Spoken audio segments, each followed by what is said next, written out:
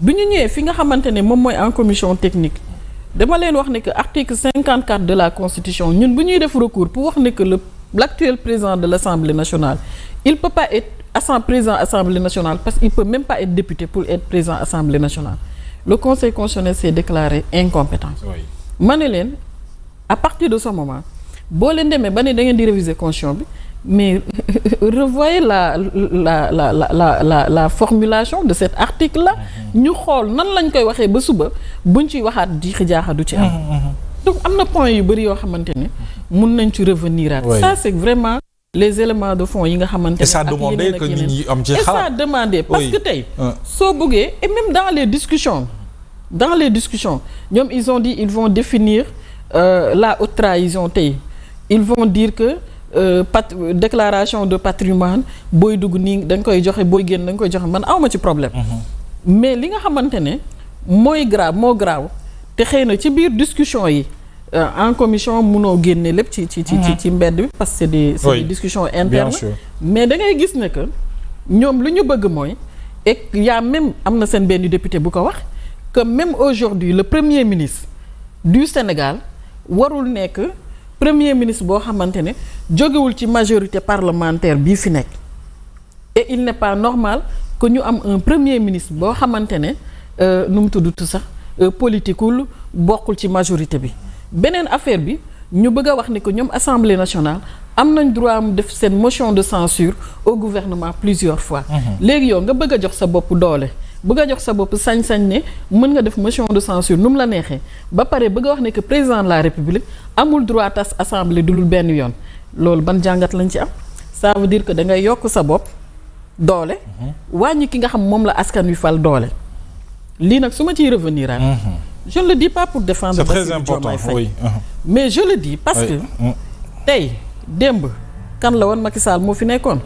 barke démb Ablaye Wade la woon barkaatu démb Abdou Diouf ba ci Senghor après Bassirou Diomaye keneen mooy ñëw donc ñun lii ñuy wax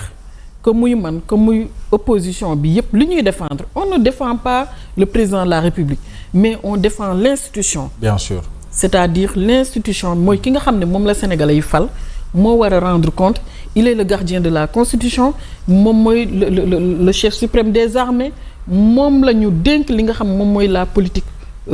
celui qui définit la politique de la nation. Bien sûr. donc loolu bu ñu ko défendrewul ku ñuy défendre donc ñoom lu ñu bëgg su fekkente ne dañu gëm ne que régime bii ñu nekk arrangé wu leen ils n'ont qu'à être courageux avec les gens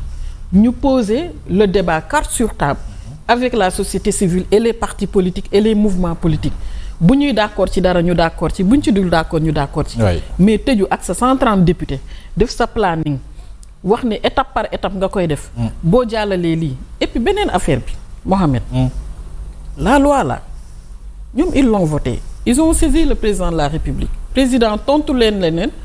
oui mais par référendum laa koy approuvé bien sûr parce qu'il y a deux types d'approbation mais amendement am yëpp dañ ko rejeté man loolu amendement am yëpp ñu rejeté loolu moo ma jaaxal amendement yu mu def yëpp ñu rejeté ko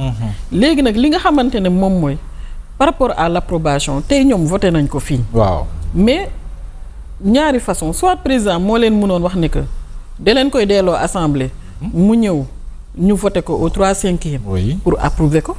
c'est-à-dire à l'Assemblée nationale wala par voie référendaire moom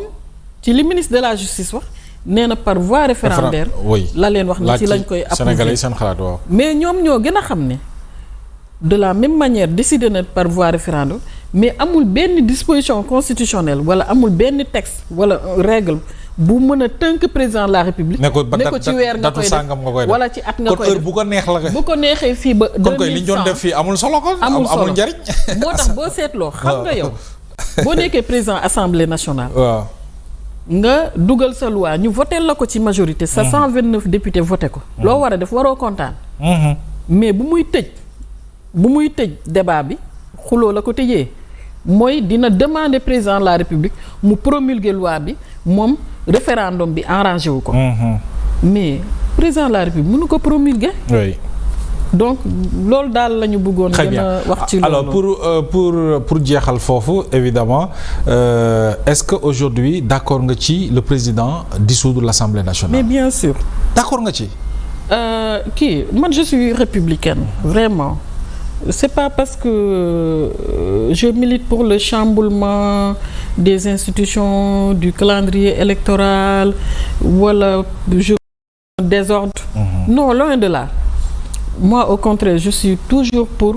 qu'on établisse l'ordre ci lépp lu ñuy def mu am harmonie et puis qu'on se fixe les objectifs et puis que vraiment objectifs yooyu ku nekk nga liggéey pour ñu atteindre ko. Mais l'Assemblée nationale à l'état actuel man gëmuma ne amal na njëriñ askan wi. te assemblée bu demee ba mënul amal njëriñ askan wi. te assemblée bu demee ba tey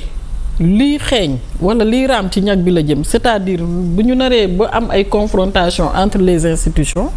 Je pense que tey président de la République am na droit mois de décembre mu tas assemblée nationale na ko dissoudre ñëppale ko et puis comme l'avait dit ma sœur Anta Babacar même si au départ j'étais pas d'accord avec elle. Waaw. Mais ñu rebattraat les cartes. Parce que tey assemblée nationale bu ñu la nee budget Sénégal député moo koy voté bu ñu la nee loi yi gën a am solo c'est-à-dire liy régir en tout cas le fonctionnement de l'État en termes de loi yépp assemblée ñoom ñooy légiférer. Donc ñun soxlawuñu yenn façon député yi waxuma ne nag ñoom ñëpp a mel noonu très sincèrement parce que seen biir je connais vraiment ñoo xamante ne yar mi am nañ qualité bi ci seen bopp yi aussi vraiment ils savent quelque chose mais lii état d'esprit bi dominé mooy violence bi coow li y a un monopole qui est là lii mooy ordre bi ñëpp ci loolu la ñu war a toog te je pense que assemblée bu demee ba mënatul amal askan wi njëriñ askan wi nga xam moo ñu fa fal mieux vaut ñu tas ko ku ne nga dem sa c'est très important ñu rebattraat les cartes yi ñu xoolaat ku ne nga demaat ñu xoolaat très bien alors balaa ñuy génn assemblée di wax leneen DOB bi itam démb def nañu ko mu doon lu am solo itam ci la ñuy clôturer session bi waaye débat d'orientation budgétaire bi gis nañu nga def ci ay plaidoyer yu am solo ci teewaayu ministre Cheikh Diba est-ce que mën nga ci dikkaat. waaw xam nga DODP mooy débat d'orientation budgétaire d'abord dañuy soumettre lu ñuy wax le document de programmation budgétaire bi nga xamante ne moom mooy 2026 2027 2029. mooy planification bi nga xam moom la état di def. pour toutes les actions les investissements yu mu war a réaliser en termes de ressources internes ressources externes dons yeeg yëpp ak yan ministère ñoo ko war a porter ak yan mooy les secteurs prioritaires. Donc par exemple tey man li njëkk a attirer sama attention bi may examiner le dossier. mooy j'ai vu au premier trimestre de l'année 2026 la masse salariale dafa yokk de 5% par rapport à 2025. Mohamed ñaata structure ñoo fi dàq ay nit. waaw bëri na de licenciement yu bëree bëri. loolu incohérence diggante 2024. 2025. y en a beaucoup.